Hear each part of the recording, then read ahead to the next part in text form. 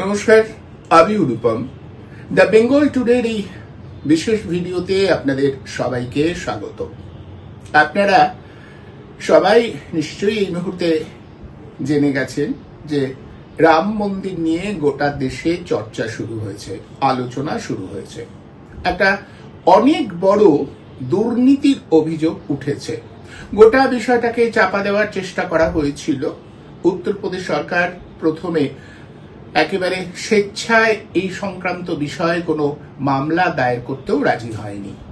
তারপরে যেটা হলো যে যারা রামের আবেগে বা বিশ্বাসে তারিত হন, তাদেরই উদ্যোগে শেষ পর্যন্ত গোটা বিষয়টা নিয়ে নড়াচড়া শুরু হয় এবং সেখানকার একজন একাধিক আইনজীবী তারা রীতিমতো প্রতিবাদে সরব হয়ে ওঠেন। তারপরে এফআইআর দায়ের হয়েছে।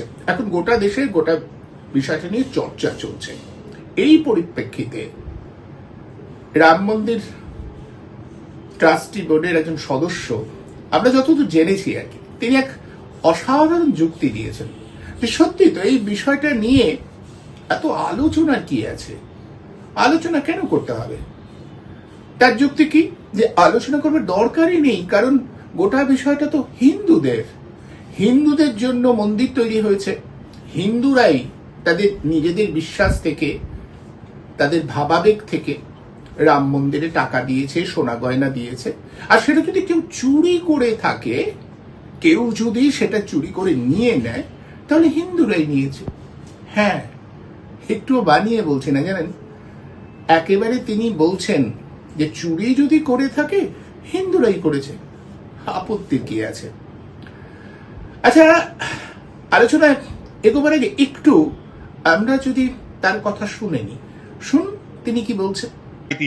आज हमारा भव्य राम मंदिर बना, जिसको देखने के लिए पूरे देश के कोने से लोग जा रहे हैं।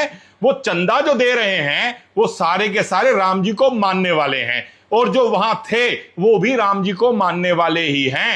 और राम जी के आशीर्वाद से ही उनके घरों में अगर कुछ चंदा गया है, उनके मन को परिवर्तित करते हुए जो चंदा गया है, उसमें किसी को प्रश्न चिन्ह लगाने का और किसी को यह कहने का अधिकार नहीं है कि उनको उठाओ, बंद करो। मंदिर हमारा, चंदा हमारा, चोरी किया हमारे लोगों ने, और तुम लोग खामोखा ड्रामेबाजी कर रहे हो। শুনলেন তো? হ্যাঁ, এটাই হলো যুক্তি। অর্থাৎ হিন্দুরা যদি চুরি করে থাকে তাহলে তা নিয়ে আলোচনা চর্চার কিছু নেই। এখন প্রশ্ন করুন, ঠিক এই যুক্তির ধারাবাহিকতায় আগামী সময়ে যদি এমনটা আসতে শুরু করে যে হিন্দুর ছেলে ধর্ষণ করেছে, তাতে কি হয়েছে? কিছুই হবে না। হিন্দুর ছেলে যদি হিন্দুদের ধর্ষণ করে তাহলে আমরা সেটা বুঝে নেব। হিন্দুর ছেলে যদি কোনো অপরাধ করে তাহলে সে করতেই পারে, আমাদের প্রতি করেছে, তাই না? তো হইচই করবার কি আছে। আসলে এই ধারাবাহিকতায় এই যুক্তিগুলোই আসবে না তো। বারবার করে বলছি, ভাবুন, প্রশ্ন করুন। বোধ বুদ্ধিগুলোকে ভোতা করে দেওয়া, স্থূল করে দেওয়ার একটা প্রক্রিয়া শুরু হয়েছে কিনা ভালো করে ভাবুন। অন্তত এই ভক্তের কথায় যেটা বেরিয়ে আসছে সেটা কিন্তু আসলে বোধ বুদ্ধিকে অবরুদ্ধ করবারই একটা অন্যরকম প্রয়াস। এখন আপনারা যদি সেই প্রয়াসে সামিল হতে চান তাহলে সেটা অবশ্যই আপনাদের চয়েস। আজ এই পর্যন্তই।